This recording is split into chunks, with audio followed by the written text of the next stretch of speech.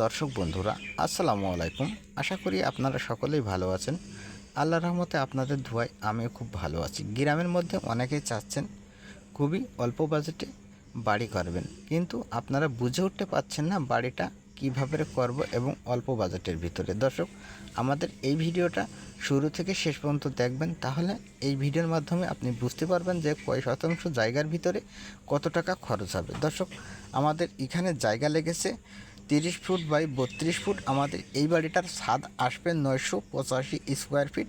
আমাদের জমি লেগেছে 2% 85 পয়েন্ট। এই বাড়িটার ভিতরে আছে 4টি বেডরুম, 2টা টয়লেট, একটি কিচেন, আরও আছে একটি ডাইনিং। ফাউন্ডেশন থেকে ছাদ পর্যন্ত কত টাকা খরচ রিয়েলভাবে জেনে নিন। দর্শক, আমাদের রড লেগেছে 500 কেজি, 4,50,000 টাকা। সিমেন্ট লেগেছে 420 বস্তা, 2,31,000 টাকা। এবং ইট লেগেছে 29,000, 3,84,000 টাকার দাম। কুষ্টিয়ার বালু 40,000 টাকা এবং মাটি খড়ং ও বালি ফিলিং 40,000। মিস্ত্রি খরচ আমাদের লেগেছে 2.5 লক্ষ টাকা। সিলেকশন বালু 30,000 টাকা, অন্যান্য খরচ 50,000 টাকা।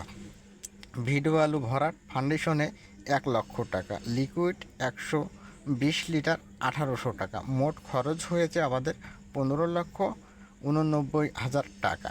দর্শক, এই 15,89,000 টাকা আমাদের এই বিল্ডিংটার খরচ হয়েছে। এইভাবে হিসাব করে যদি আপনি আপনার স্বপ্নের বিল্ডিংয়ের কাজটা করেন, তাহলে কিন্তু আপনি রিয়েলভাবে হিসাবটা পেয়ে যাচ্ছেন যে আপনার বিল্ডিংয়ে কত টাকা খরচ আছে এবং কী কী মালামাল লাগছে। যদি আপনারা পারেন তাহলে এইভাবে তথ্য নিয়ে আপনার স্বপ্নের বিল্ডিংটা করতে পারেন। আর এই আপনার স্বপ্নের বিল্ডিংটা করার সময় অবশ্যই একটা দক্ষ মিস্ত্রি কিংবা একটা সুন্দর কন্ট্রাক্টর দিয়ে আপনার বিল্ডিংয়ের কাজটা করাবেন, তাহলে আপনার বিল্ডিংয়ের কাজটা অনেক সুন্দর হবে, অনেক পারফেক্ট হবে। সেক্ষেত্রে আপনারা অবশ্যই আপনার আশেপাশে কোনো ভালো কন্ট্রাক্টরের সাথেও যোগাযোগ করতে পারেন কিংবা ইঞ্জিনিয়ারের সাথেও যোগাযোগ করতে পারেন। আর সবথেকে বেশি ভালো হয় যদি ইঞ্জিনিয়ার দিয়ে প্ল্যান করে যদি বাড়ি করেন। খরচটা একটু বেশি হবে, তারপরেও আপনার বাড়ির কাজটা অনেক পারফেক্ট হবে।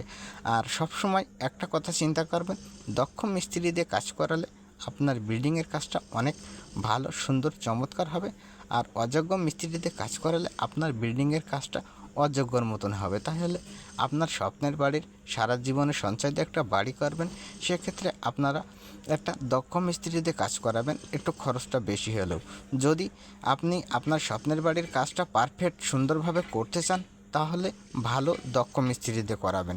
এই জন্য আপনাদেরকে আমরা বারবার রিকভারি করে বলি, আপনারা যেখানেই বাড়ি করেন না কেন, যে জায়গায় করেন না কেন, তো অবশ্যই আপনারা একটা দক্ষ মিস্ত্রি দিয়ে বাড়ি করবেন। আপনার বাড়ি থাকবে চিরস্থায়ী।